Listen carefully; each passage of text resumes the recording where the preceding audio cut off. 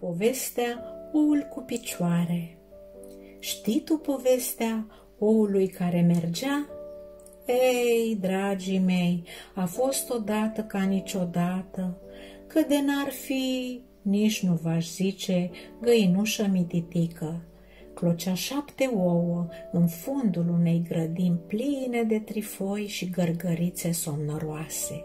Stătea acolo, răbdătoare și caldă, și le spunea povești ouălor despre cum e lumea de afară, cu cer albastru, cu noroi lipicios și cu râme gustoase, până într-o zi când, poc, se auzi un zgomot ciudat, ca și cum cineva ar fi spart o nucă moale.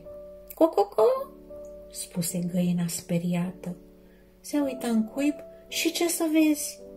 Dintr-un ou mic, cât o minge de gumă, ieșise un picioruș subțirel ca o scubitoare. Apoi, trusc, ieși și al doilea și atât. Toți ceilalți puișori au ieșit repede din ouă. Cioc-cioc, țuști, țuști, piu-piu, și dă-i și joacă. Dar oul cel mic n-a mai scos nici cioc, nici piu, doar a pornit la drum pe picioarele lui. Mai stați, a strigat găina, unde te duci, ou cu picioare?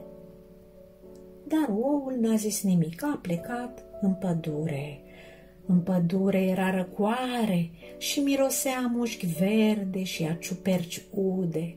Oul cu picioare mergea tac-tac printre frunze, făcând poc la fiecare pas ca o castanetă. La un moment dat l-a văzut o vulpe roșcată care ronțăia un măr căzut. Ei, ia te uită, zise vulpea, un ou ambulant. Ești mic, dar ai picioare serioase. Unde mergi, rotunjorule? Dar oul nu răspunse. Mergea înainte, tac-tac. Mai încolo, un arici dormea în mijlocul potecii, visând despre mure dulci. Când a simțit că-l calcă cineva peste țepi, a sărit în sus. Aoleu, cine-i? Cine-i? Un ou? Dar de ce ai picioare, oulino? Oul nu răspunse nimic, mergea mai departe. Și tot așa, oul a trecut pe lângă o veveriță, o buvniță, chiar și o broscuță poetă, care i-a zis: ești un mister, ești un nor, ești un ou, dar mergi ușor. Nu vorbești, dar ești prezent, ce ou surprinzător. Până într-o zi, când s-a auzit un mor uriaș dintr-o scorbură, a ieșit marele urs brun, cu ochi mijiți de somn și burtica lui, care cânta de foame. Mi-e foame, ce-i asta? Un ou pe jos, cu picioare? Ce gust o avea? Și tocmai se pregătea să-l lingă. Stai, ursule, a țipat vulpea. Nu-l mânca, e de-al nostru, a spus ariciul înfigându-și țepii. E mic și curajos, a țipat broscuța. Și a mers mai mult decât noi toți la un loc, a țipat veverița. Ursul s-a oprit și a mormăit. Să-l păstrăm atunci, poate iese ceva bun din el, altfel decât cu miere.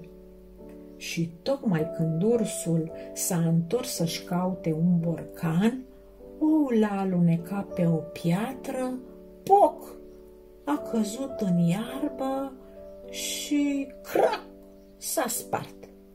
Din el a ieșit un puișor mititel, galben ca soarele de mai și pufos, ca o păpădie. Piu, a spus el amețit, unde sunt? Toate animalele au amuțit, apoi au izbucnit în râs și l-au luat în brațe, chiar și ursul, cu grijă să nu-l strângă prea tare. Ești în pădure, ou cu picioare, zise vulpea, acum ești pui cu aripioare. Și Și noi te ducem acasă, a zis ariciul cu mândrie. Și uite așa, puiul a fost dus înapoi la cuib, unde mama lui l-a pupat pe creștet și i-a zis: pui mic, dar cu pași mari. Și-am încălecat pe o roată și v-am spus povestea toată.